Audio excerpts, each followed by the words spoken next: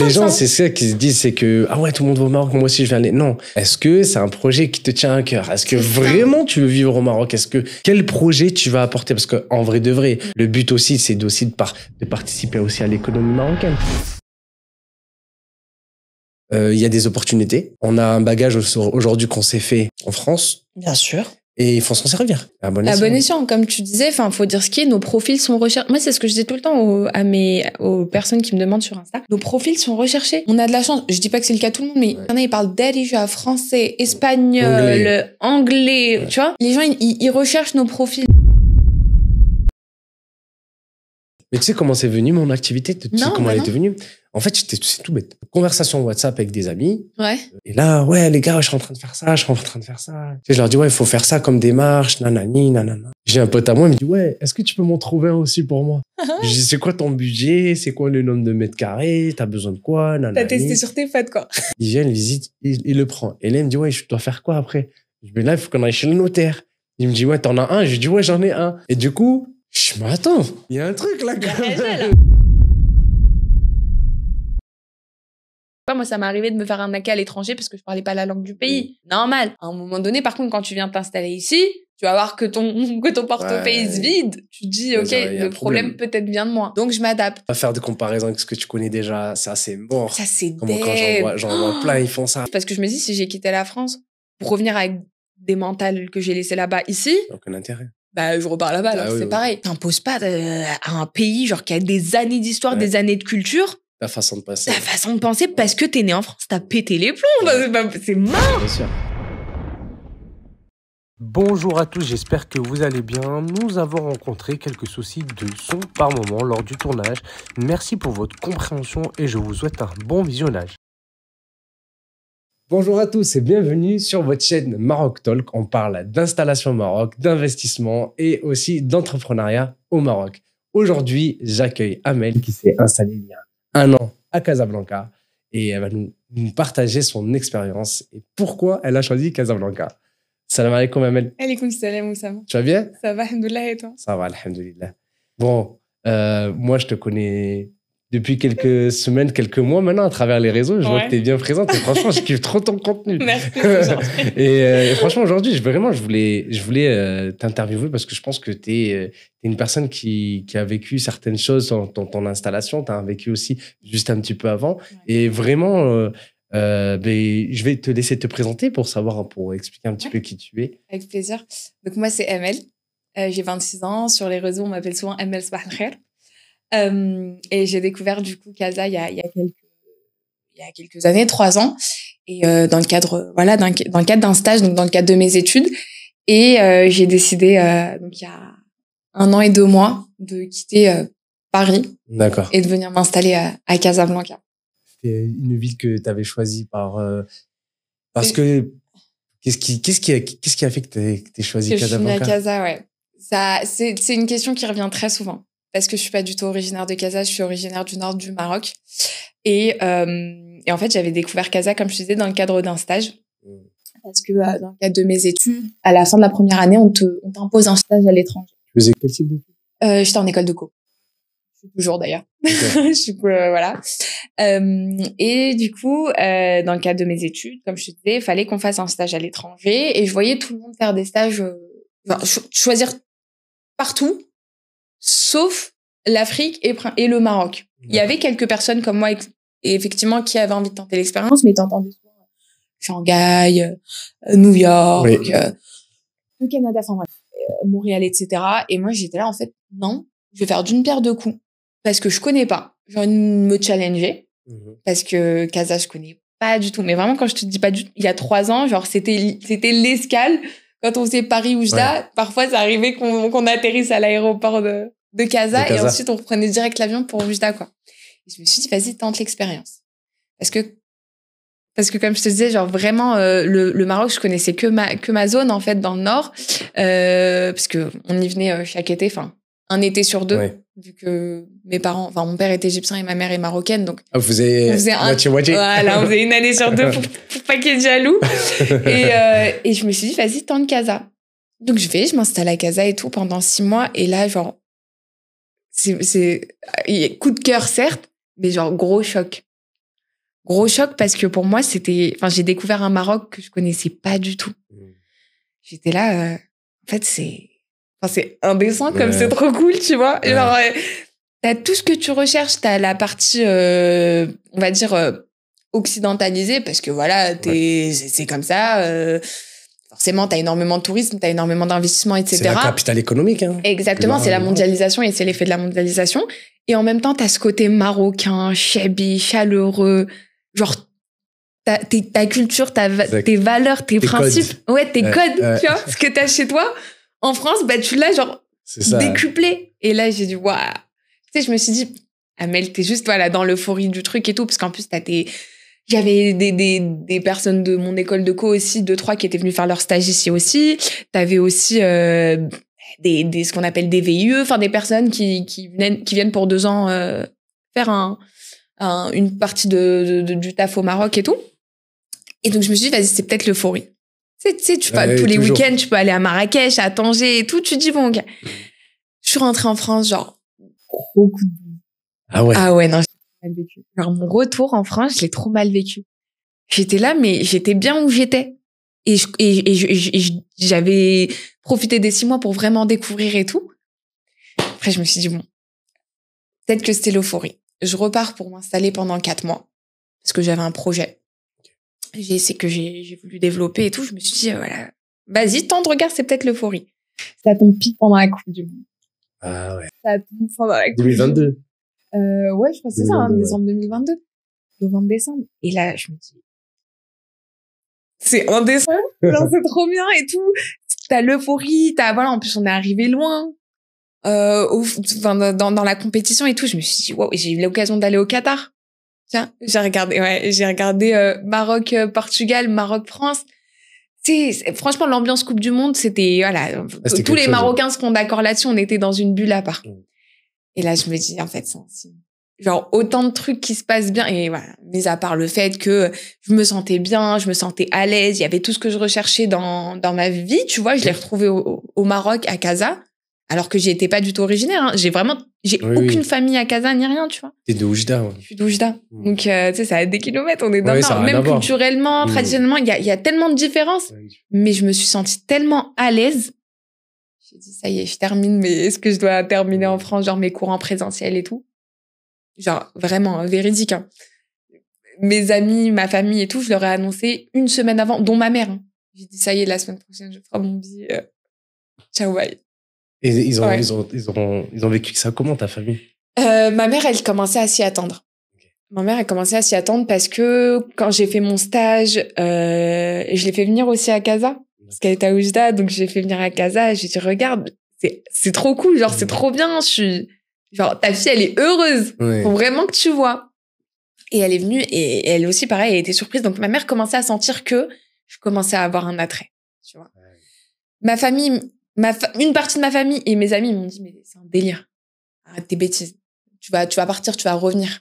Oui. Je dis, ok, il y a pas de souci, hein, peut-être, hein. On verra. Là, je vais pas en mode, non, je vais rester juste pour vous prouver que, voilà.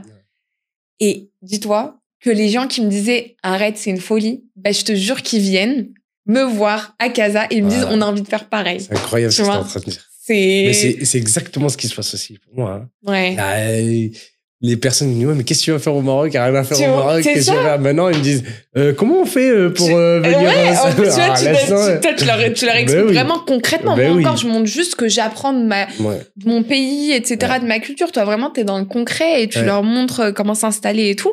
C'est encore plus, voilà, t'as encore plus de, comment dire, c'est encore plus concret. On va dire que moi, par rapport à la vie. Les choses enfin, tout ce qu'une personne a besoin de savoir. Voilà, quand elle veut se avant lancer, de s'installer, avant de s'installer et lors de l'installation, parce que c'est un gros processus quand même. C'est ça. Quand t'as parlé d'euphorie tout à l'heure. Ouais. Des fois, les gens veulent s'installer au Maroc.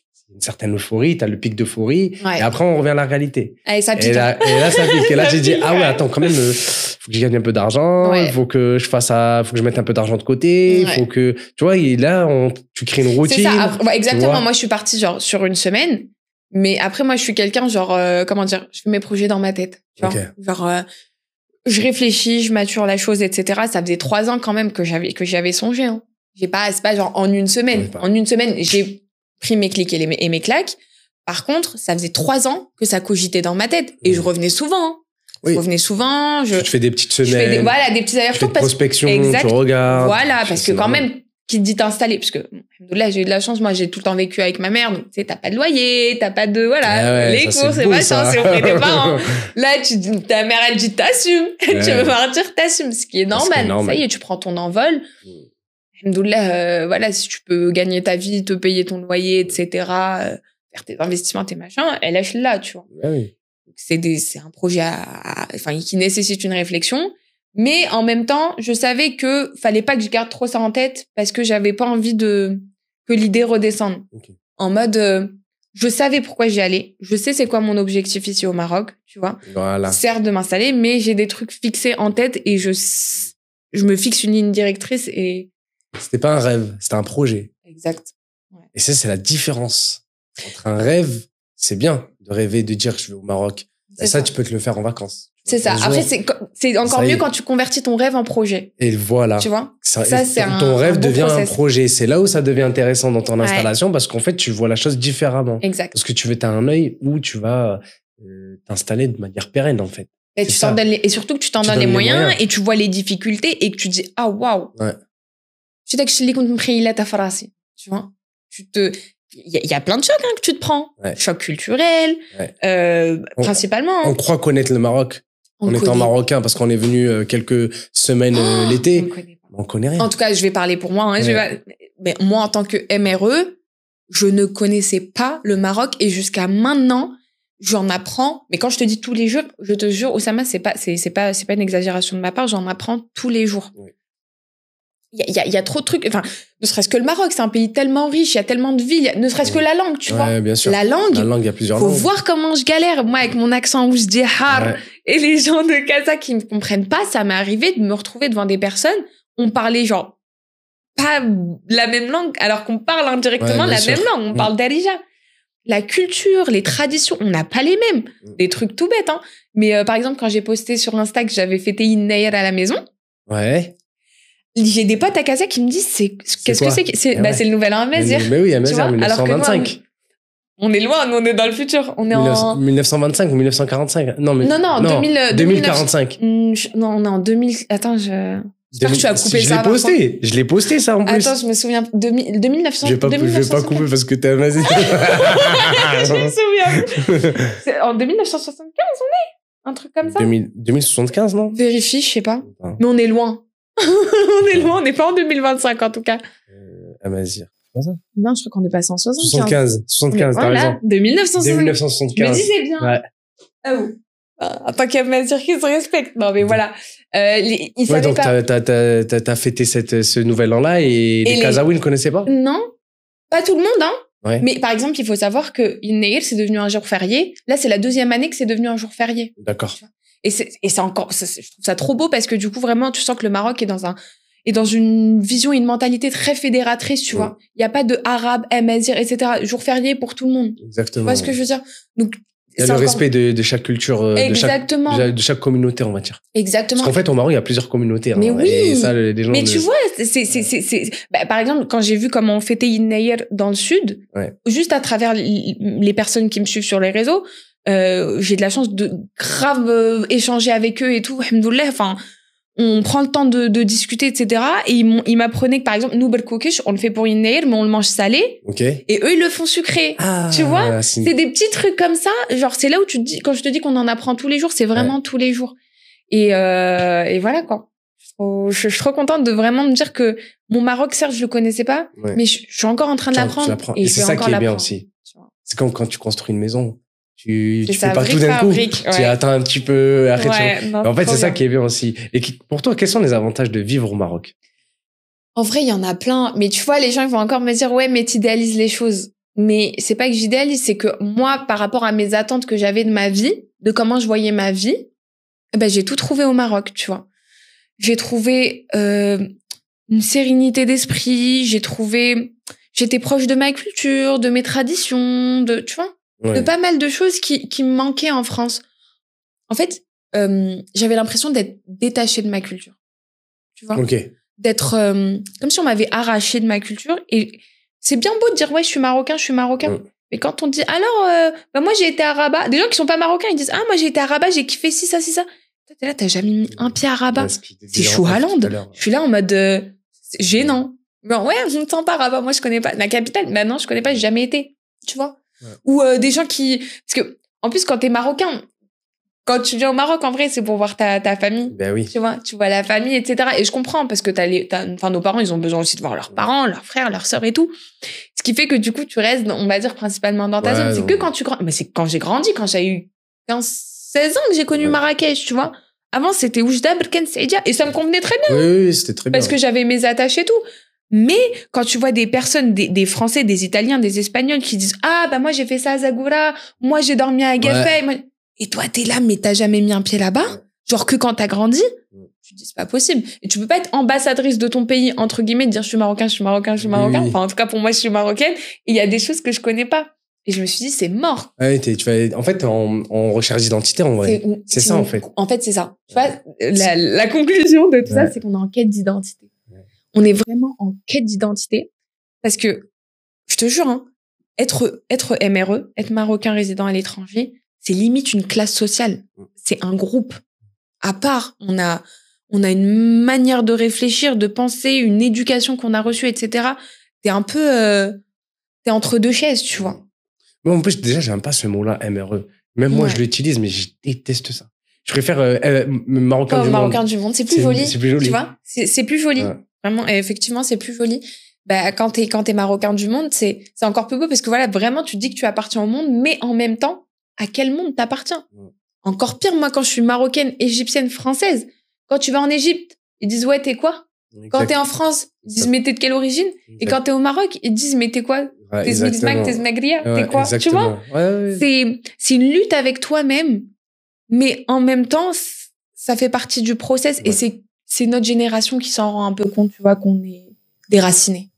Les parents de Sakin, quand ils ont quitté leur pays d'origine, c'était pour bosser. Hein. C'était pour bosser, tu vois. Fallait nourrir des familles. Il y a des gens qui m'engoulent, exactement. Faut bosser, faut travailler. T'as ta famille sur place, t'as ta famille ici. Faut subvenir à leurs besoins. Alhamdoulilah, on a de la chance d'avoir grâce à eux, grâce à eux, ils nous ont porté toute cette éducation-là. C'est les moyens qu'ils nous ont donnés à leur échelle. Et alhamdoulilah, moi, j'ai manqué de rien. Tu vois? Ouais. et en fait, on a pris leur exemple, mais dans l'autre sens. Mais dans l'autre sens. C'est ça, c'est exactement ça. Et même pour nos parents. S'il y en a, ça peut choquer. Moi, ma mère, la première fois que je lui ai dit, je vais faire un stage à Casa, elle m'a dit, j'ai dit, elle a dû faire un malaise, non? Elle a fait les écoles, les machins, les trucs. Elle adore le Maghreb, c'est certain. Mais elle se dit, elle me dit, t'es sûre et tout, mais t'es sûre là-bas, tu vas trouver un stage qui te convient et tout, à la hauteur de tes études. T'inquiète, Louelida. Je gère. Et alhamdoulilah, tu vois, quand elle a découvert le Maroc, que moi aussi j'ai découvert, parce que ma mère aussi, elle découvre son Maroc, hein. Elle connaît pas Casa et tout. Elle me dit, Binti, t'as fait le bon choix. Ah, tu vois? Parce que t'es parti dans t'as franchi toutes les peurs que les gens se font de vivre au Maroc. Encore plus quand t'es une femme. Hein. Mais tu peux me partager un petit peu. Avec grand plaisir. Non, mais en vrai, être une femme au Maroc, moi, j'ai la chance d'avoir des personnes que je connais qui sont femmes entrepreneuses qui sont installées au Maroc. Et c'est vrai que c'est pas simple. C'est pas simple. Alors, il y a du positif, mais il y a du négatif aussi. Qu'est-ce que tu pourrais dire par rapport à ça? Alors, je vais te dire un truc. Que ce soit, après, encore une fois, c'est ma vision et ça n'engage que moi. Bien sûr. Que ce soit le Maroc, que ce soit la France, que ce soit le Zimbabwe, que ce soit les États-Unis, être une femme dans notre société, ça devient compliqué. Comme je t'ai dit, c'est mon avis personnel. C'est difficile d'être une femme dans notre génération. Donc, tu t'adaptes. Moi, personnellement, je trouve pas. J'ai retiré, mais quand je te dis vraiment en rien, Oussama, j'ai retiré en rien mes habitudes.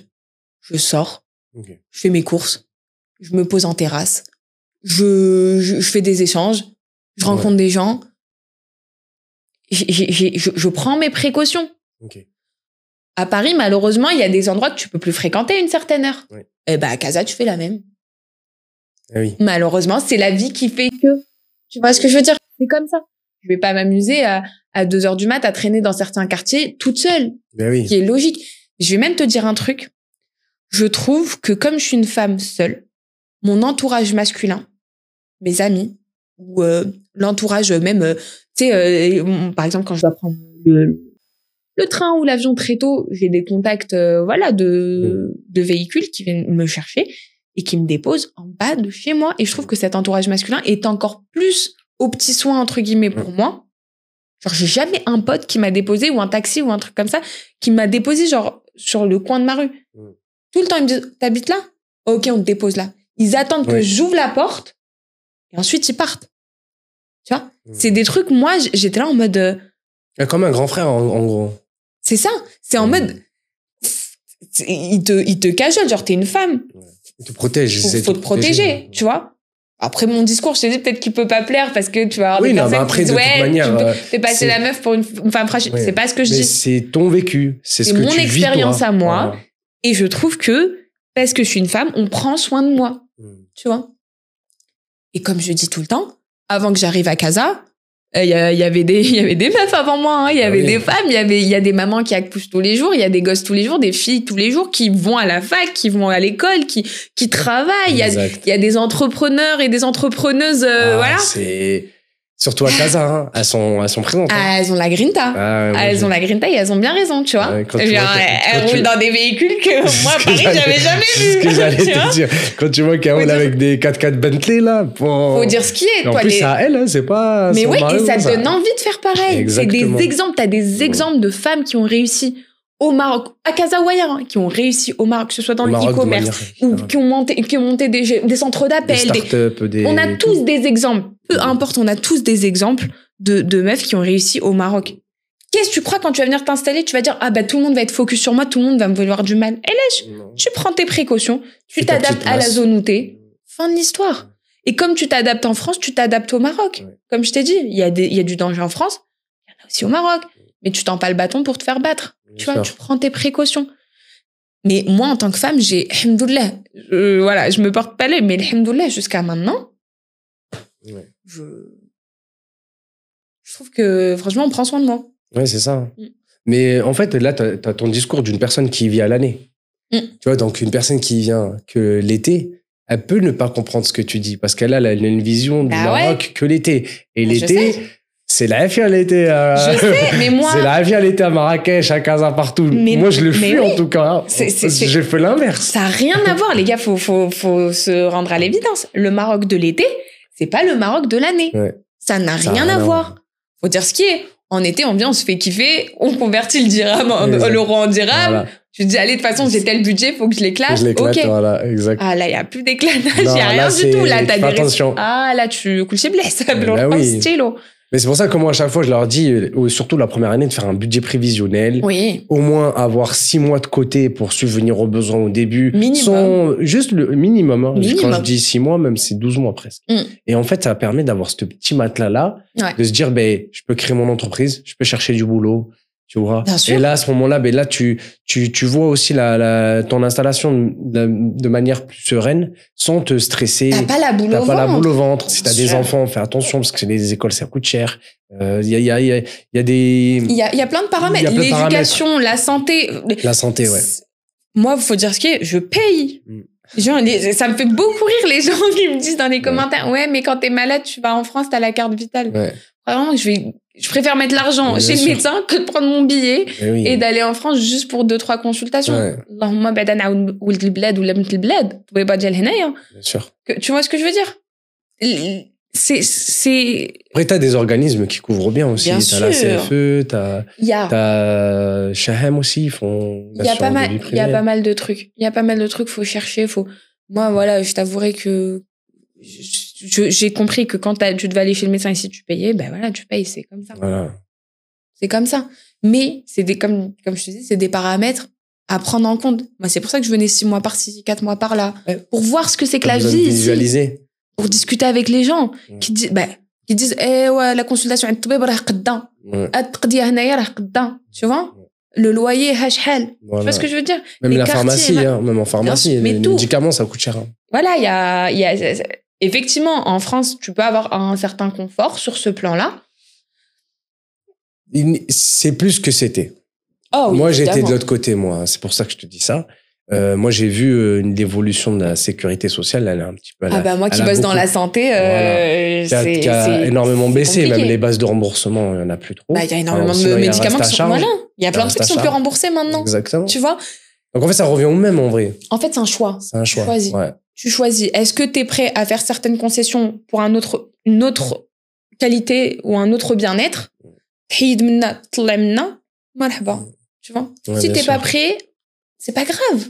C'est pas, c'est pas une mode, les gars, de venir s'installer au Maroc. Hein. Faut comprendre. Les gens, ça. c'est ça qu'ils se disent, c'est que, ah ouais, tout le monde va au Maroc, moi aussi je vais aller. Non. Est-ce que c'est un projet qui te tient à cœur? Est-ce que vraiment tu veux vivre au Maroc? Quel projet tu vas apporter? Parce que, en vrai de vrai, le but aussi, c'est aussi de participer aussi à l'économie marocaine. Qu'on vienne aussi ici. Donc, moi, je parle de ça parce que c'est vraiment aussi un but pour moi, de créer un projet, de créer une entreprise, d'embaucher des Marocains. Ça, c'est hyper important. Moi, c'est une fierté pour moi. Moi, j'aurais aimé le faire en France. Malheureusement, il y a des choses que j'ai pas pu faire, tu vois, sans dire de choses négatives. Mais, en vrai, il y a des opportunités. Bien sûr. On a un bagage aujourd'hui qu'on s'est fait, en Europe, en France. Bien sûr. Et il faut s'en servir. Et à bon escient. À bon escient. Comme tu disais, faut dire ce qui est, nos profils sont recherchés. Moi, c'est ce que je dis tout le temps aux personnes qui me demandent sur Insta. Nos profils sont recherchés. On a de la chance. Je dis pas que c'est le cas de tout le monde, mais tu parles darija, tu parles français. Il y en a, ils parlent darija, français, espagnol, anglais, tu vois. Les gens, ils recherchent nos profils. Bien sûr. Tu vois, ils te veulent dans leur boîte. Faut juste avoir un bon mindset. Moi, je pense que c'est bon mindset, un bon état d'esprit, venir avec des bonnes ondes, des bonnes intentions. Et toi, tu penses quoi du salariat? Parce que moi, aujourd'hui, moi, je te dis un truc, c'est que autant au début du processus de mon activité, j'orientais plus trop les personnes vers le salariat. Je leur disais, venez créer votre business et tout ça. Mais je me suis rendu compte que tout le monde n'est pas fait pour l'entrepreneuriat. Et en fait, je me suis dit, attends, je vais m'approcher de personnes qui ont fait ce pas-là, être salariés. Est-ce que c'est bien? Combien ils gagnent? Et j'ai interviewé Youssef. Et il me dit, mais mon frère, je gagne mieux qu'en France. Donc toi, qu'est-ce que tu penses de ça? Moi, salariat, c'est pas fait pour moi.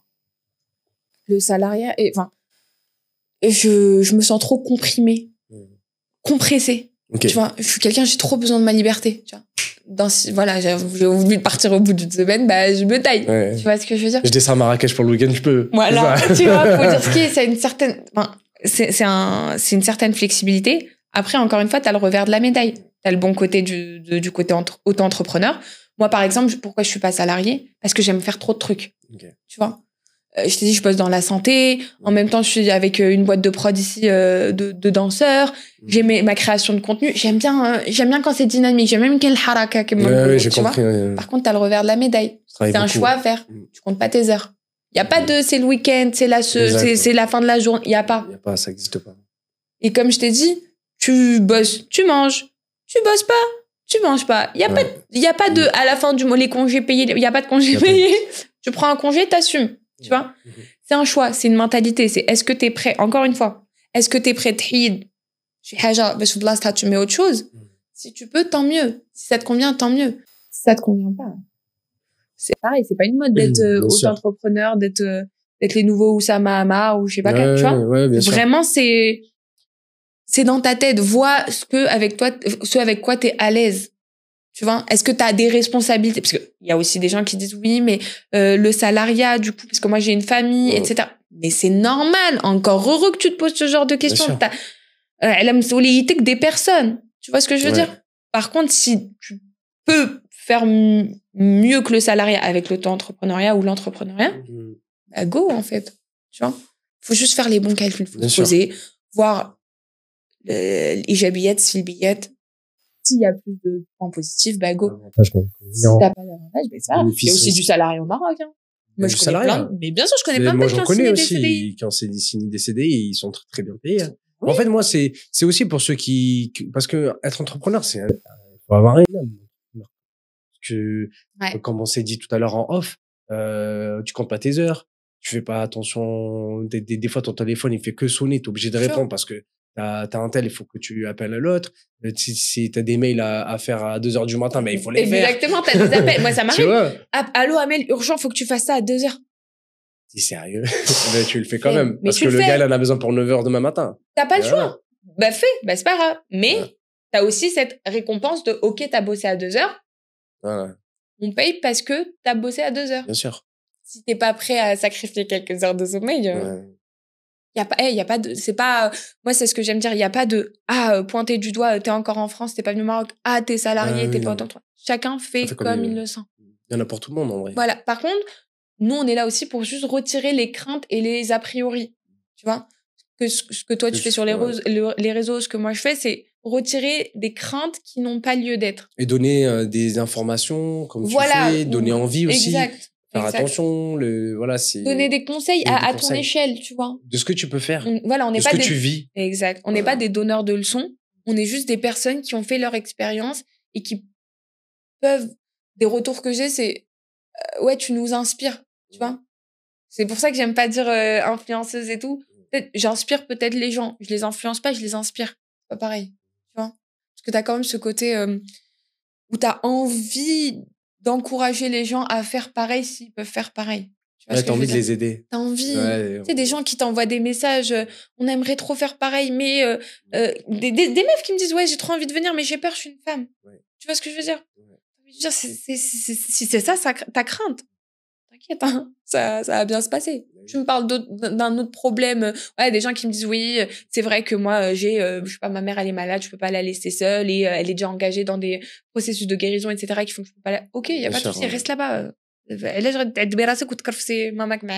vois? Mais par contre, si ta crainte, c'est juste de dire, est-ce que je peux sortir à minuit? On peut trouver la solution. Bien sûr. Mais moi, j'ai même des personnes qui ont de l'argent, qui ont beaucoup d'argent, mais qui ont peur de venir. Parce qu'ils ont des blocages parce qu'ils connaissent pas vraiment le Maroc, en vrai. Tu vois? Et t'as aussi, t'as le blocage social aussi, émotionnel, le blocage, tu connais, t'as tout ça, là, et en fait, moi, aujourd'hui, j'essaie de trouver une solution, parce que j'essaie de mettre, moi, ce que j'ai mis en place pour moi, et que je vais bientôt proposer aux personnes qui me suivent, c'est qu'en fait, il y a une manière d'avancer dans le processus de l'installation au Maroc, et ça se passe déjà personnellement.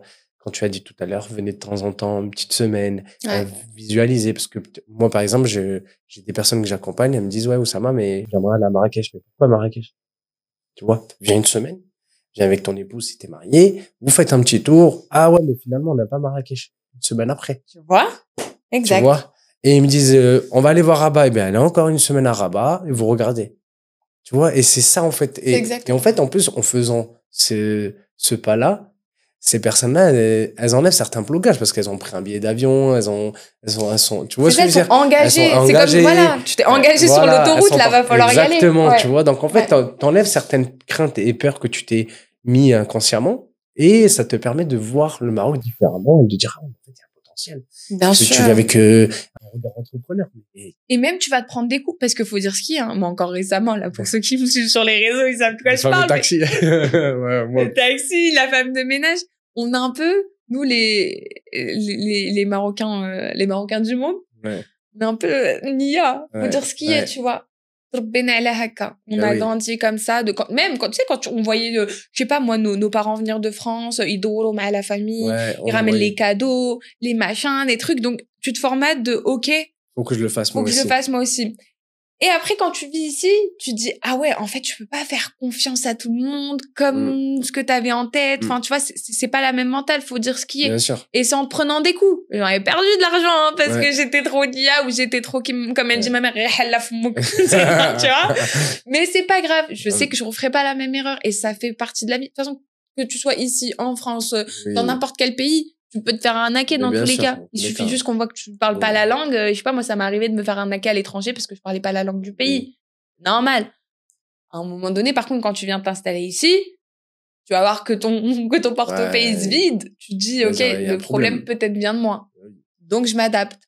En fait, c'est ce que je dis tout le temps. C'est L'adaptation, c'est le mot-clé. Adaptation. Tu t'adaptes. Si tu arrives à t'adapter, tant mieux. T'arrives pas, ben c'est que c'est pas fait pour toi. Pas faire de comparaison avec ce que tu connais déjà. Ça, c'est mort. Ça, c'est Comme quand j'en vois plein, ils font ça. Ouais, mais en France, j'avais ça. Ah, moi, c'est ça. Je dis non, regarde ce que t'as ici et fais avec. C'est ça, en fait. Moi, c'est ma hantise parce que je me dis, si j'ai quitté la France pour revenir avec des mentales que j'ai laissées là-bas ici. Aucun intérêt. Bah, je repars là-bas, alors c'est pareil. On reste là-bas. Il y a pas, enfin, t'imposes pas à un pays, genre, qui a des années d'histoire, des années de culture. Ta façon de penser. Parce que t'es né en France, t'as pété les plombs. C'est mort. Bien sûr. Tu vois, moi, la première, hein, quand j'entendais, ouais, bah, en France, c'est pas comme ça. Bah, reste en France. Tu vois? Reste en France. Si en France, c'est pas comme ça. Toi, t'as envie. Il faut une ouverture d'esprit. T'as envie de kiffer la vibe du Maroc avec la mentalité française. Ouais, mais il y a des trucs, ouais. Enfin, déjà, estime-toi heureux que le Maroc, ça soit quand même un pays que je trouve quand même relativement ouvert. Accueillant, qui s'adapte. Enfin, t'as juste à voir à Marrakech, t'as des mecs qui te parlent toutes les langues que tu veux. Donc, ça veut dire qu'ils ont l'habitude de voir des touristes, etc., etc. Estime-toi heureux quand même que ton pays d'origine ait cette faculté-là. Mais commence pas à vouloir. Imagine le mec qui est né en Espagne, il veut imposer la mentalité espagnole. Le mec qui est né en France. Ou même un Marocain qui va en Espagne et qui veut imposer sa mentalité marocaine. Tu peux pas. Bah, on en fait les frais. Hein. Oui. On en fait les frais. Hein. T'en as, ils disent oui, bah non, c'est pas des phrases un peu de facho. Genre, bah non, ici, c'est pas votre bled. Il y a des trucs que tu fais dans ton bled, entre guillemets, faut pas le faire en France. Bah, c'est pareil. Du coup, tu fais pas le système inverse. Bien sûr. Et encore, c'est ouvert ici quand même. Mais beaucoup. Une ouverture d'esprit. Ah oui, non, mais là, je te donne l'exemple de la France, d'une phrase type. Oui. Tu vois? La phrase je vois ce que tu veux dire. Tu vois ce que je veux dire? La phrase de ouais, bah ici ça se passe comme ça. C'est normal. OK, bah comme nos parents ils sont adaptés hein. Bien sûr. Faut voir comment nos parents ils sont adaptés. Ils parlaient pas la langue, la manière de s'habiller, de communiquer, des trucs tout bêtes hein, tu vois? Je sais pas moi dans certaines régions au Maroc et tout, c'est pas mal poli de rôter à table. En France, ça reste quand même dans les codes c'est mal poli, tu vois? Donc nos parents ils sont adaptés sur certains plans. C'est un exemple, hein, l'euro. Ouais, c'est un bel exemple. C'est vrai. Hein. Tu t'es adapté, nos parents, ils sont adaptés. Ils ont appris la langue, ils ont appris les coutumes, ils ont appris, etc. Tu vois? Mais nous, c'est pareil, les gars. Dans l'autre sens, hein. C'est la même chose, hein. Tu t'adaptes. C'est tout. Voilà. Et si toi, t'avais un conseil ou je sais pas si tu pourrais donner par rapport à ton expérience un conseil aux personnes qui veulent s'installer au Maroc, je suis relou avec ce mot, s'adapter. Le seul conseil que je peux te donner, c'est adapte-toi. Et si tu y arrives, marhaba. Si tu n'y arrives pas, c'est pas grave. C'est pas une compétition de qui va venir s'installer le premier de la famille au Maroc. C'est pas ça, les gars. Ce soit un projet. Hein. Et essaye. Moi, c'est ce que je dis tout le temps. Essayez. Pose-toi. Quelques semaines, quelques mois. Regarde si ça te convient ou pas, parce que tout le monde n'est pas fait pour changer de pays. Enfin, on parle quand même de changer de pays. Bien sûr. Tu vois? Il faut le vouloir, déjà. Il faut qu'il y ait des raisons. Faut qu'il y ait un truc qui t'anime en toi. T'as envie c'est comme les gens qui quittent Paris pour aller, je sais pas moi, à New York. Ouais. Oh, c'est un choc culturel, hein. Ils ont réfléchi aussi. Mais là, c'est pareil. Là, la seule diff, c'est quoi? C'est que t'as une attache parce que c'est ton pays d'origine. Exact. Tu fais tes calculs correctement, tu vois. C'est encore une fois, l'été du Maroc, c'est pas, enfin, la vie en été, c'est pas la vie de l'année. Non, ça n'a rien à voir. Rien à voir. Non. Mais oui, de pas se fier aux on-dit. Oui. Les on-dit, moi, la première, hein, quand j'ai dit à ma famille de Casa que j'allais à ma famille d'Oujda que j'allais à Casa, c'est dangereux, mais là-bas, ils se baladent en épée. Ça va, mes 2 reins, ils sont encore collés à mon corps, il n'y a pas de souci, tout va bien, mais c'est des clichés. Ouais. Genre, même les gens du Maroc ont des clichés. Arrête quand tu viens de Nord, c'est... Même mais des clichés même entre villes. Mais oui, c'est ce que je te dis. Ah, oui, il y a des gros clichés. Casa. Oh, c'est quoi Casa? Casa. On va nous aussi montrer que. Non, mais voilà. Blague à part, ne pas se fier où on dit. On se fait sa propre expérience. Ouais. Sa propre expérience, ça c'est très important ce que tu dis, parce que si j'avais écouté le quart des personnes qui m'ont dissuadé, comme tu as dit tout à l'heure, j'aurais jamais fait ça. Encore à Bordeaux, je serais encore à Bordeaux. Mais j'y vais encore de temps en temps pour la famille, tout ça. C'est ça qui est bien. C'est que tu as 2h30 de vol. Ça, faut le dire. Moi, des fois, je prends, là, tout juste la semaine dernière, j'ai pris un vol parce que c'était l'anniversaire de mon père. Ouais, tu vois, j'ai fait mercredi, dimanche, je suis resté là-bas. J'ai dit, allez, ça suffit. Ça y est, tu vois. Ah, et ça manque. Mais c'est parce qu'il faut dire ce qui est. Que ce soit toi ou moi, nos familles, elles sont toutes en France. Moi, ma famille, elle est en France, la tienne. J'ai de la famille, moi, à ça va. Oui. Du côté de ma mère. Mais il y en a pour qui c'est pas. Genre, moi, par exemple, c'est pas le cas. Quasiment toute ma famille est en France. Okay. Toute, genre, ma mère, mon frère, ma sœur, mes tantes, mes cousins, mes cousines. Ils sont quasiment tous en France. Ah ouais, d'accord. Ah, donc t'es solo. Ah ouais. T'as des tantes quand même à Ouidah? Alors oui, après on se fréquente pas plus que ça, mais j'ai encore de la famille. J'ai des cousins, des cousines avec avec qui on a des liens. Ouais. Mais c'est pas toute ma famille à Casa, enfin toute ma famille à Oujda avec qui j'ai encore contact puisqu'on est une grande famille, etc. Mais oui, non, quand même j'ai encore de la famille au Maroc, ce qui est normal, mais ils sont quand même à des kilomètres. Tu vois. Ok. On est quand même à des kilomètres. Casa Oujda, c'est ouais, c'est loin. Hein. C'est loin. Ouais. Ils sont en train de voir pour mettre le train aussi. Ah oui, mais il y a un train, mais c'est 10h30. Est-ce qu'ils vont faire un TGV qui va aller jusque là-bas? Ils sont en train de voir, mais c'est vrai que c'est pas encore exploité là-bas. Ouais, j'aimerais bien qu'on dynamise un peu plus l'oriental. Bon, je vous jure, c'est une trop belle zone. Il y a de quoi faire. C'est juste que c'est pas encore. Mais tiens. D'un côté, c'est pas plus mal que ce soit pas exploité. Moi, ça garde un petit peu aussi. Ça garde son charme. Ah bah, Oujda, de toute façon. Parce que là, quand tu viens à Marrakech, là, ça y est, c'est europanisé. C'est la France. Ouais. C'est un peu la France. Oujda, par contre, ça a gardé les cultures et les traditions et c'est très bien aussi. Mais tu vois, il y a quand même 2-3 petits trucs à changer, histoire juste de faire connaître. D'embellir la chose, de ramener les gens, tu vois. Bien sûr. C'est trop beau. Enfin, nos traditions, elles sont trop belles. Nos danses, elles sont Gada, l'Elaoui, tu vois, ça, c'est de chez nous. Keren, Barida, tout ça, c'est de chez nous. Il faut, et c'est aussi ça, tu vois, que j'utilise un peu, enfin, c'est un peu, cette partie-là aussi que j'aimerais développer sur mes réseaux sociaux. C'est de mettre en avant aussi, certaines zones, tu vois, qu'on connaît pas. Par exemple, quand tu me vois traîner, je sais pas, moi, à Derb Ghellif, ou à Derb Sultan, ou à Derb Omar, ça, comme on dit, j'allie l'utile à l'agréable. J'adore, moi, de toute façon, traîner dans des endroits et tout. Et maintenant, il dit que la crainte des gens de se dire, mais c'est des quartiers chauds.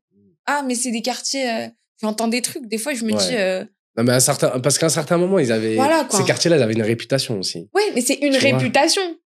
Va voir ce qu'il y a caché derrière. Est-ce que la réputation est fondée, oui ou non? Voilà. Tu vois?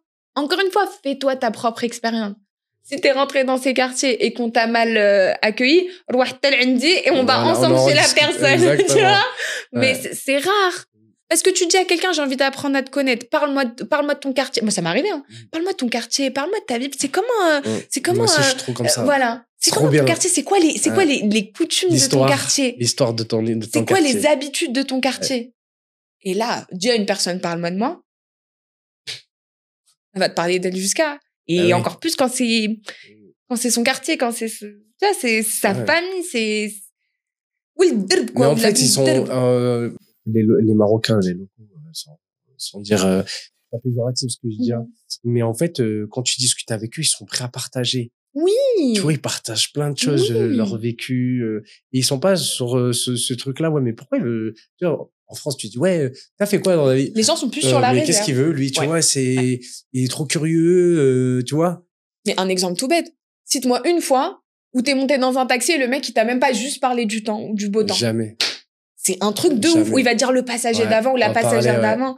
Ou, tu vois? Des fois, moi, j'étais comme ça. Tu sais, la parisienne aigrie. Genre les taxis, pour trop rien. Le mec, il peut te sortir, passer là ou le passer là toute sa vie. Genre, juste dis-lui, vas-y, parle. Ou goulouri, hadar.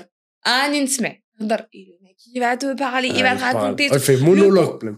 Le pourquoi, du comment, tu sais, avant ce quartier, et ils sont en train de faire ça, et le site, et t'as vu le match de Raja Oulouid, et t'es là, genre, je t'ai dit, moi, avant, j'étais le cliché de la parisienne aigrie. Je montais dans le métro, écouteur, casque, fallait pas me parler. Ah ouais, non, moi, je déteste ça, moi. Voilà. Je le fais pas, moi. Avant, moi, j'étais comme ça. Hein. Ah ouais? Ah, avant, j'étais comme ça. Je suis arrivée ici. Au début, tu te dis, vas-y, flemme. 2 fois, 3 fois. Maintenant, en fait, c'est moi qui rentre dans les discussions des gens. En fait, d'avoir cette posture-là, c'était toi qui étais bizarre par rapport à... Oui. Donc, en fait, t'es obligé de... tu vois. Maintenant, il n'y a pas de souci. Maintenant, là, ça m'est arrivé et je sortais du taxi et je l'ai même dit en story. J'étais là. Ça y est. Mais non, j'ai fait un réel carrément. J'ai dit, ça y est. Maintenant, je rentre dans la discussion alors qu'on m'a même pas invité. Tu vois? Genre, je sais qu'on est 3 passés, on se connaît pas. Il y a un sujet. Tu donnes ton avis, ouais, tu débats et tout. Tu fais ton trajet, ça y est. Layout. J'adore. Même moi, des fois, je rentre dans le taxi, ils sont déjà deux à parler d'un sujet. Oui! Tu vois, et là, tu rentres. Ah, tu donnes ton avis, parfois, là, je suis pas d'accord. Mais oui! Ah ouais, pourquoi? Mais oui! Ah ouais, non, non, et là, c'est trop bien. Franchement, c'est trop bien. Il faut s'adapter. Ouais. Je t'ai dit, question d'adaptation. Tu t'adaptes. Ok, au Maroc, les taxis, ils aiment bien parler, bah parle. T'as une langue, utilise-la. Ouais. Voilà.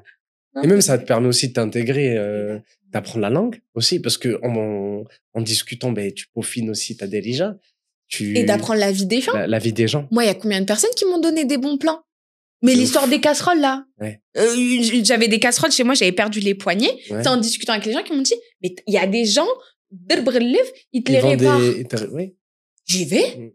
Vois le mec en 2,46, il m'a économisé une poêle et une cocotte et une casserole. Tu vois ce que je veux dire?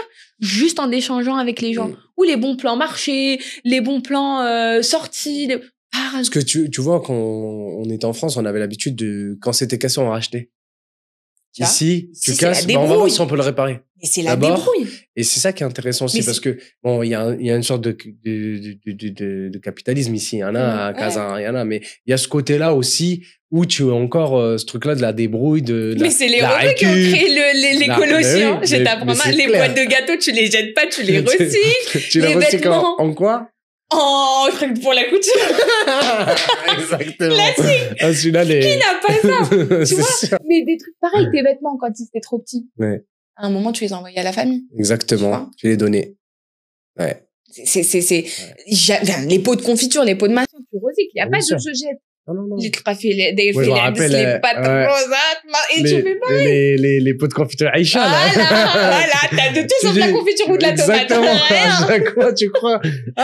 Non, en fait, c'est pas ça. Il y a des étounes dedans. Non, mais c'est vrai. C'est vrai. C'est les rebeux qui ont créé l'écologie. L'écologie. Maintenant, c'est devenu du marketing. Ouais. Un truc des fous malades. C'est un truc. Dès que tu fais, c'est écologique. Ah ouais, vas-y, on signe. Non, mais c'est vrai. Alors que, comme tu disais, là, c'est les Marocains, les gens qui sont dans la débrouille, qui l'ont inventé. Bah oui, bien sûr, c'est la débrouille. Le mehtaj, il fait tout pour. Et quand tu vois qu'il y en a ici, donc, qui n'ont pas trop les moyens, mais ils prennent un seau, ils mettent de l'eau, ils se douchent avec.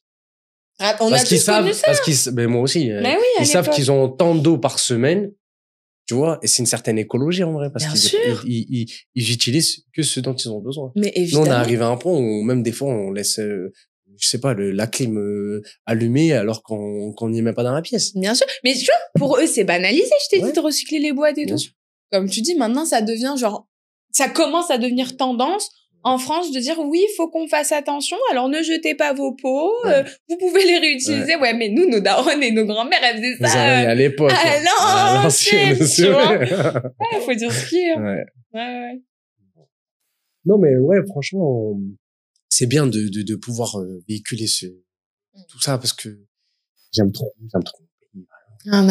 Cite-moi un Marocain qui aime pas le Maroc. Ouais. Cite-moi un Marocain qui va te critiquer le Maroc, ça n'existe pas. Tu sais, c'est ça le truc. C'est que même si notre pays il a des défauts, on aime avec ses défauts. Et on aime aussi la France. Hein. Mais à titre comparatif, la France, c'est comme, tu sais, un membre de ta MIF, tu sais que tu le vois une fois par an. C'est un membre de ta MIF, il prête, mais tu sais qu'il y a des trucs qui te conviennent pas. Ah ouais, je vois bien la caricature. Mais je kiffe. C'est véridique. Ouais, franchement, c'est exactement ça. Je le vois pour l'Aïd. Ouais. Tu prends sur moi un peu.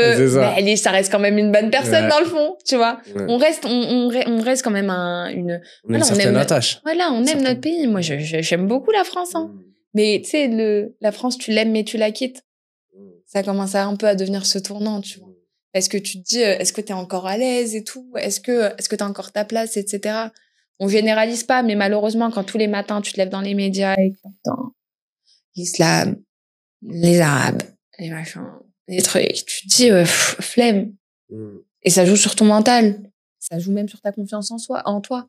Tu te dis, genre, ta posture professionnelle, ta posture, tu te dis, est-ce que j'ai encore envie de prouver? Genre, ça y est, nos parents, ils ont prouvé. Normalement, nous aussi, on a fait les études.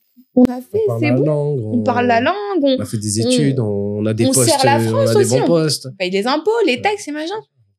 Qu'est-ce qu'il faut encore qu'on fasse, tu vois? Et à un moment, tu te dis, moi, je pense que je me dis, j'ai plus les épaules pour. Je trouve que les gens sont des gens qui militent encore et qui veulent encore prouver que, qui militent encore sur le fait que voilà, il y a encore un espoir de rattraper certaines choses. Ils sont très forts. Moi, je sais que j'ai plus les épaules. J'arrive plus. Ça me fait trop de la peine. Parce que, certes, mon pays d'origine, c'est le Maroc et tout, et je kiffe le Maroc, et je suis méga contente de m'y être installée, mais j'aime aussi beaucoup la France. Parce que, tu sais, t'as des souvenirs là-bas, t'as tes habitudes là-bas, t'as ta famille là-bas. Et il y a des trucs que tu ne retireras jamais. La ponctualité. Tu vois, c'est quelque chose qu'on apprend en France dès que t'es minot. Tu sais, tu viens ici, waouh, choc culturel. Alors, un autre truc ballot, moi, le fromage. Ah, je pleure quand je vois les tarifs ici. La France, c'est le pays du fromage, c'est le pays de la mode, Paris, capitale de la mode. Il y a plein de trucs qui t'attachent à ton pays, mais en même temps, tu te dis, je peux plus. C'est trop compliqué. Et en même temps, j'ai envie de découvrir aussi ce que c'est que... T'as l'impression que c'est un combat quotidien. Ouais, c'est perpétuel. Et ça en devient usant. Et t'as même des franco-français qui te disent, ouais, même moi, la France, j'en peux plus. Ça devient anxiogène. Il y a beaucoup de Français. Oui, bien sûr. Mais j'ai énormément d'amis à Gaza, franco-français. Agadir, beaucoup. Agadir, Essaouira, Tarazout. Là, partout. Et quand tu leur dis pourquoi, ils disent parce que ça devient anxiogène. En Thaïlande aussi, ils partent en Thaïlande beaucoup. Ouais, c'est ça. Il n'y a pas que le Maroc, hein. Ouais. Ils vont aux États-Unis, ils vont en Asie, parce que ça devient anxiogène. Il y a un climat anxiogène. Et ça revient toujours, la chose, c'est j'aimerais améliorer ma qualité de vie. Ouais. Parce que moi, j'ai fait un constat à un moment donné dans ma vie. J'étais salarié à l'époque, j'étais responsable. Je travaillais du lundi au vendredi, j'avais un très bon salaire. Je finissais à 20h, j'étais à la maison, 19h, 20h, j'étais à la maison. Et en fait, je me suis dit, attends. Je travaille du lundi au vendredi pour aller dépenser mon argent chez Ikea ou Action. J'ai dit, mais c'est pas ça la vie. Tu vois? Ouais. Et je me suis dit, mais attends, il y a un truc que j'ai oublié. En fait, tu vois, quand tu te vois à la première personne, tu vois, tu sors de toi. Tu prends du recul. Tu sors de toi, tu te regardes, tu dis, attends, mais je suis en train de faire quoi? Un jour, j'ai pris une application et j'ai regardé, en fait, tu vois, ça me géolocalisait. Ouais. Tu vois? Et en fait, je me suis dit, mais en fait, j'ai attendu 3 mois avant de la regarder. Et en fait, j'ai même pas dépassé les 40 km de chez moi. Ouais. Parce que je t'ai dit, t'es habitué à ton confort et tout. J'ai dit, mais c'est pas ça. J'ai dézoomé, j'ai vu le monde, comment il était, et j'ai dit, moi, où est-ce que je suis? J'ai dit, non, mais c'est pas normal. Ouais. Et là, j'ai commencé à voyager. Et là, je suis parti au Sri Lanka. Je suis parti. Ah ouais, sympa. Ah, t'as jamais été? Non, jamais. Je te conseille, vas-y. Franchement, c'est une dinguerie. Ah ouais? Ah ouais, franchement. Vas-y. J'ai bougé là, je rebouge encore là. En fait, maintenant, je me suis dit, ça y est, c'est fini. Et en fait, je pense que c'est pas uniquement le salariat qui fait ça, c'est une question de société, tu vois, parce que, en fait, tu gagnes ton argent, ok, pour payer des impôts, ce qui est normal, parce que c'est normal, c'est la vie, ça fait partie de la vie de citoyenneté, tu vois. Mais à un moment donné, quand tu vois que tu rentres pas dans ce que toi tu aimerais vivre, parce que t'as des prétentions, t'as un bon salaire, tout ça, tu dis, avec ce salaire-là, je pourrais faire plaisir à ma famille, je pourrais emmener mes enfants dans telle et telle école, je pourrais faire plaisir à mon épouse aussi, tout ça, tu vois, c'est plein de trucs que et en fait, à un moment donné, tu te dis, en fait, je peux même même plus, et j'ai un bon salaire. Parce que c'est ça. Mais c'est ce que je t'ai dit. Du coup, tu te dis, ok, Naz, elle a le bon salaire sur une petite période, tu vois. Et ensuite, tu te dis, ok, c'est pour avoir plus après. Mais c'est une question de sacrifice. Ouais. Tu te sacrifies sur une période. Ouais. Bien sûr, tu te sacrifies quand tu pars du salariat pour devenir auto-entrepreneur. Tu te sacrifies sur plein de trucs. Bien sûr. Mais c'est un choix. Mais ouais, et c'est pour ça qu'en fait, quand je me suis dit ça, je me dis, non, mais faut que... Déjà, c'est comme tu disais tout à l'heure, on aime la France, tout ça, mais nous, on ne savait plus qui on était. Moi, je savais pas qui ça. Je suis marocain. Mais jusqu'à maintenant, on sait pas. Hein. Je suis là aujourd'hui. On apprend à connaître. On apprend à connaître notre Maroc. Et comment on pourrait s'y installer de manière pérenne, tu vois. Et s'équilibrer entre ce avec quoi tu as grandi et ce que tu as connu. Et tu sais, vraiment une question d'équilibre. Tu vois, parce que mine de rien, même si on a grandi en France, à la maison, c'était le Maroc. Mini-Maroc. Moi, c'était un mini-Maroc, mini-Égypte. Hein, oui. tu vois oui. Et quand tu passes le seuil de la porte, C'est la France. Allez, ça y est, c'est switch, fini. adaptation. Switch, mais juste ça, c'est une faculté. Hein. Ouais. C'est pour ça que les Maghrébins, c'était un petit syndrome de schizophrénie un peu. Mais oui, mais c'est pour ça que je te dis que nous, les Marocains du monde, on est une catégorie sociale à part. Alors vraiment, je pense que les sociologues, s'ils se pensent là-dessus, il y a un truc à faire. T'as un truc chez toi, tu passes le seuil de la porte, tu t'adaptes. Quand tu vas au Maroc, tu t'adaptes. C'est que de l'adaptation. À chaque fois. Et je pense que ça doit même être pour ça que nous, les Marocains, on s'adapte à n'importe quel climat dans le monde. N'importe quel pays. Dans n'importe quel pays, on arrive à s'adapter. Les gens, ils disent, les Maghrébins, ils sont partout. Ben, c'est normal. À chaque fois, on suit. Même nos propres familles, hein. Nos cousins, nos cousines. Quand nous, on venait en été et tout, fallait qu'ils essayaient de s'adapter à la langue, à notre manière de parler, nos expressions, nos machins, nos trucs.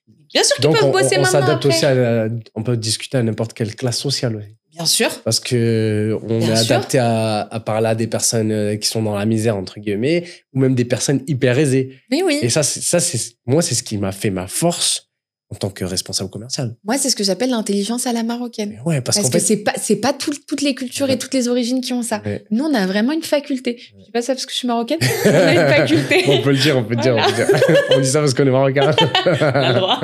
Non, mais ce qui est bien, c'est que, tu vois, même si demain, tu dois faire un discours devant plein de personnes, moi, ça me dérange pas en vrai.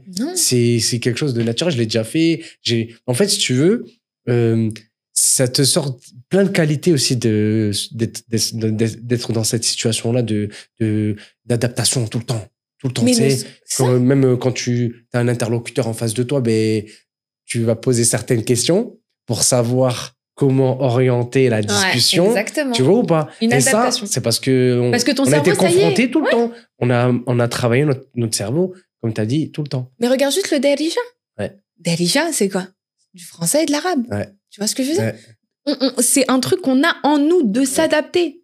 Tu vois, quand tu regardes Marjus Sajem Elfna, moi, des personnes qui, peut-être, ils ont arrêté l'école à 10 ans, le mec te parle portugais, il sait compter en portugais, il sait négocier en portugais, en espagnol, en anglais, en français. Le mec, il peut même te parler chinois si tu veux. Parce que le mec s'adapte. Il y a un mec à la Médina, il fait des pubs sur Insta en espagnol. Ah, tiens. Tu vois, que en espagnol. Le mec, il parle couramment espagnol. Alors que le gars, ça se trouve, il a arrêté l'école à 18 ans, 17 ans. Tu vois. Alors que dans d'autres pays, en France, tu as une expression, tu dis, on parler anglais comme une vache espagnole. Tu vois, on est connu en France pour pas savoir maîtriser les langues. C'est dommage. Hein. Alors qu'au Maroc, je dis pas que tout le monde sait parler plusieurs langues, mais t'en as beaucoup qui savent parler plusieurs langues. Et encore une fois, t'as juste à voir les Marocains dans le monde entier. Il y a pas un pays où tu les trouves, même à l'île Maurice, à Ibadallah, qui est une petite île à côté de Madagascar. Au Sri Lanka, j'en ai vu, des Marocains. Tu vois? Ouais, il y a des Marocains au Sri Lanka. T'es encore plus fier de dire je suis marocain, je suis marocaine. Parce qu'on est partout, parce qu'on sait s'adapter, parce qu'on a dit que la faculté. Donc, tu vas pas me dire que t'as pas la faculté de t'installer au Maroc, genre t'adapter un petit peu. Tu l'as. Genre juste, elle est enfouie un peu en toi, mais tu l'as, c'est sûr. Des fois, il y a des personnes qui ont besoin d'aide. Tu vois. Et c'est pour ça que moi, je fais ces accompagnements-là. Même si, moi, franchement, j'ai de bons retours. Et ça, c'est hyper bien. Et les gens, ils ont franchi le pas petit à petit, ils travaillent sur leur blocage, sur leur mindset aussi, ce qui est important. Et de fil en aiguille, en fait, ils se disent, ouais, mais en fait, c'est pas si sorcier que ça. Mais tu me diras, après, je connais pas ton métier, mais je pense que limite, tu deviens coach personnel. Je suis coach oui, exactement. Mais franchement, sans le vouloir, en vrai de vrai. Tu te dis, moi, j'avais un objectif quand j'ai commencé mon métier de conseil, et tu te retrouves à coacher les gens. Mais tu sais comment c'est venu mon activité? Tu sais comment elle était venue? En fait, c'est tout bête. Conversation WhatsApp avec des amis. Ouais. Y avait, tu sais, moi je fais un peu de boxe et je fais du foot et on avait tous en commun une conversation WhatsApp. Je suis en train d'acheter un appartement. Et là, ouais, les gars, je suis en train de faire ça, Tu sais, je leur dis, ouais, il faut faire ça comme démarche, nanani, nanana. Et là, j'ai un pote à moi, il me dit, ouais, est-ce que tu peux m'en trouver un aussi pour moi? Je dis, c'est quoi ton budget? C'est quoi le nombre de mètres carrés? T'as besoin de quoi? Nanani. T'as testé sur tes potes, quoi. Non, mais attends, je vais te dire. Et je lui dis, attends, il me dit, ouais, vas-y, je descends, je peux le visiter. Je dis, vas-y, c'est bon, moi, j'ai vu avec le gars, je peux venir le visiter, tout ça. Ok. Il vient, il visite, il le prend. Et là, il me dit, ouais, je dois faire quoi après? Je dis, mais là, il faut qu'on aille chez le notaire. Il me dit, ouais, t'en as un? Je lui dis, ouais, j'en ai un. Mais celui avec qui j'avais traité, tu vois. Ouais. Et du coup, je m'attends. Il y a un truc là. Il y a Régel, là. Mais ça commence comme ça. Mais oui. Après, je me dis, ouais, non, j'exagère. 2 semaines après, un autre pote qui me dit, ouais, je cherche un appartement, mais pour vivre à Marrakech. Ouais, location, nanani. Et ouais, c'est bon. Je dis, ouais, mais après, j'ai pris toutes les problématiques de chacun. Déjà, les problématiques que moi j'ai eues, toutes les ça te fait une base d'expérience. Ça, c'est une base de données, hein, directement. De la data. Et en fait, moi, je viens du secteur de la santé. Donc, nous, quand il y a une douleur, on soigne. Donc, tu vas chercher les douleurs et après, tu soignes. Comment tu soignes? En proposant des solutions. Exact. C'est pas en disant le Maroc est magnifique, venez tous. Exactement, tu pars de la. Je vais à la source. Voilà, exactement. Je vais à la source. T'as une douleur là, ben, tu dois aller prendre du Doliprane. Mais t'as une douleur sur le fait que tu appréhendes de t'installer au Maroc. Quelle est la douleur la plus importante? C'est quoi? C'est la langue. Ben tiens, je connais quelqu'un qui peut t'apprendre la langue. Tu vois? Ouais, c'est ça. C'est que des choses comme ça que je mets en place. Et de petit à petit, de fil en aiguille, ben les personnes en fait, elles me disent, ouais, en fait, c'est génial ce que tu fais, tu vois. Et mais c'est du conseil, hein. C'est comme t'as du conseil en strat dans certaines boîtes, voilà. Toi tu fais du conseil sur du quotidien, ça compte même temps du conseil en strat. Ce que tu vois, j'ai accompagné des clients sur un achat immobilier. Il y en avait un qui était français, un qui était marocain, et ils peuvent pas acheter ensemble. Ils peuvent acheter ensemble, sauf qu'en fait la problématique c'est au niveau du compte bancaire, ils étaient pas bons. C'était pas bon parce que il fallait que tous les deux soient marocains pour le faire. Donc je leur ai trouvé une solution grâce à un juriste avec qui je travaille, tu vois. T'es aussi bien entouré du coup. Voilà, pour qu'en fait il y ait ce 50-50 parce que c'est un investissement à 50-50. La seule chose que la banque nous avait proposé, c'est de mettre le marocain en propriétaire du compte et mettre le français en procuration.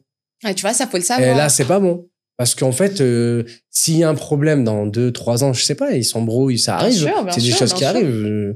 Et ben en fait, le français, il n'aurait pas pu avoir, voilà, le propriétaire du compte bancaire aurait pu le supprimer comme il voulait.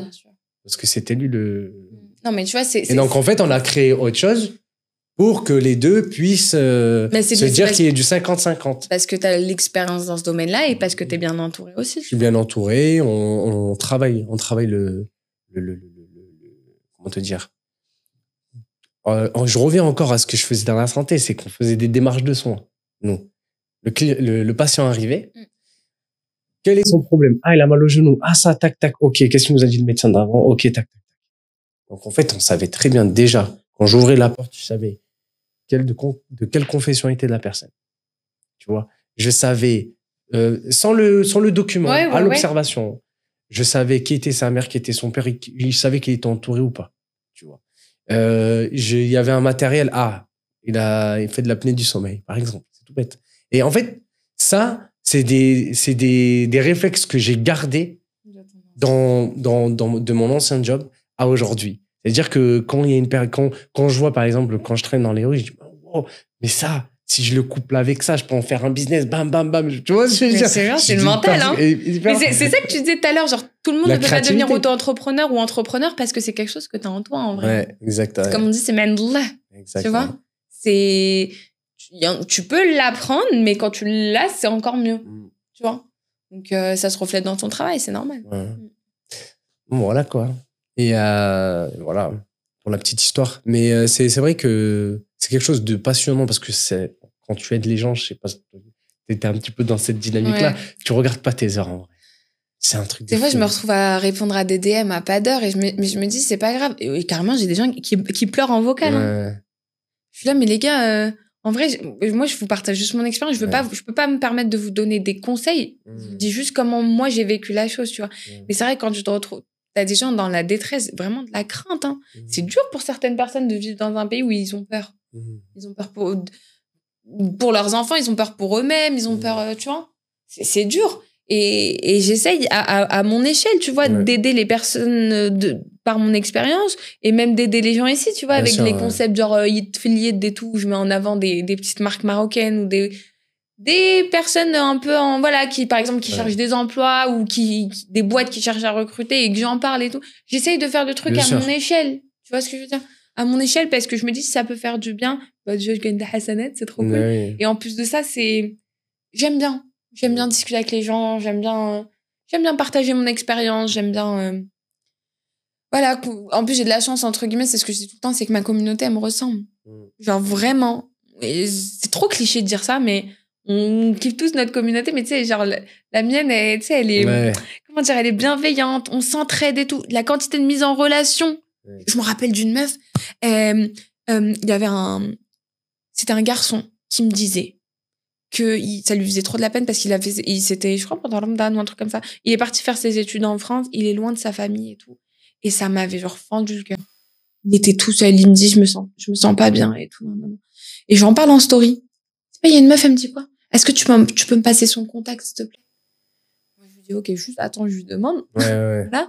Et ça te prend ton temps, ton énergie, parce que la personne, elle répond en décalé, et t'attends qu'elle te réponde, et tu lui dis, est-ce que je peux lui envoyer le WhatsApp, etc., etc. Et ben, je te jure qu'elle l'a aidé, voilà. Elle a fait date la Georgialha, voilà, je vais pas dire ce qu'elle a fait, mais financièrement, moralement, etc., elle a aidé cette personne-là. Quand tu te dis juste parce que t'as, entre guillemets, montré ta ganache sur les réseaux, et t'as dit, il y a une histoire qui m'a touchée, il y a une autre meuf qui a rappliqué et qui dit, moi, je veux aider la personne, tu te rends compte du bien que tu peux faire. Existe le fait que sur les réseaux, voilà. Comme quoi, les réseaux, il y a un bon et un mauvais côté. Tout dépend en fait de comment tu l'utilises en vrai. Exactement. Faut savoir comment tu utilises tes réseaux. Tu vois, c'est très simple. Demain, t'as envie de gagner très très bien ta vie sur les réseaux. Je vous apprends rien de toute façon. Tu fais des partenariats toutes les 2 minutes. T'as ce qu'il faut, tu vois. Même jouer sur la viralité, tu peux être viral. Avec des bêtises. Je sais comment faire. On a les codes. Moi, demain, si je veux 100K sur mon Insta, je sais comment faire. Mais bien sûr, on a les codes. Voilà. Tout se paye, tout s'achète. T'as les codes. Mais quand tu... C'est ce que je dis. De l'authenticité. Voilà. Garder une certaine authenticité. Voilà, mes réseaux sociaux et l'aspect la tournure que je veux que ça prenne, c'est que ça reste sain. Tu vois, genre en mode entraide. On a un objectif, on a un point commun. On cherche notre identité et on kiffe le Maroc. Exactement. Et qu'il n'y ait pas une différence entre ce que tu véhicules sur les réseaux et en vrai. Et la réalité des choses. Moi, je l'ai pas senti en vrai. Tu vois, je t'ai vu tout à l'heure, j'ai dit, ah ouais, mais en fait, c'est la même que sur les réseaux, tu vois. Elle ment pas, tu vois ce que je veux dire. Et l'idée, c'est ça, en fait. Et moi, c'est ce que j'essaie de véhiculer. Des fois, on m'aborde sur Marrakech, je fais, ouais, vas-y, qu'est-ce qu'il y a? Voilà. Il y a pas ce truc-là de... Voilà, on reste des humains, on reste nous-mêmes. C'est ça, au final, on est là, on partage des conseils pratiques, des bons plans. On leur dit, ouais, faites attention à ça, faites plutôt comme ça. Ben, si vous avez besoin, on peut aller un peu plus loin dans la procédure, tu vois. Et en fait, l'idée, c'est ça, enfin. En vrai, c'est ça. C'est aider. C'est ça. Et l'entraide. En tout cas, ça m'a fait plaisir. Bah, moi aussi. De t'interviewer, franchement, je passe un super moment. Je te jure, moi aussi, ça a duré, je sais pas combien de minutes, mais ça m'a fait plaisir d'échanger sur plein de thèmes. Donc, merci de m'avoir donné la parole. Merci à toi d'avoir accepté l'invitation. Avec plaisir. Et si vous voulez être à la place de ML, n'hésitez pas à me contacter sur mon adresse mail installationaumaroc@gmail.com et n'oubliez pas de vous abonner. Slama.